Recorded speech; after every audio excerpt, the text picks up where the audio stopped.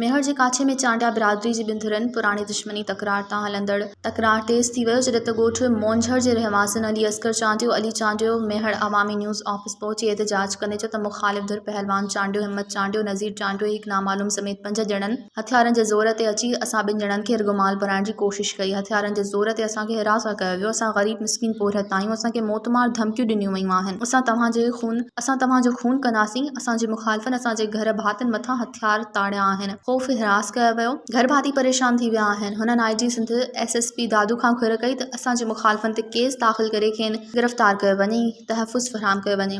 होॾां शाह गोदड़ियो थाणे ते अहिड़ो इतला ॾिनो वियो जॾहिं त शाह गोदड़ियो पुलिस जांच शुरू करे छॾी आहे। मज़ीद ख़बरनि ऐं तफ़सीलात लाइ विज़िट कयो असांजी वेबसाइट www.awamiNewsHD.com ऐं ॾिसंदा रहो अवामी न्यूज़ HD।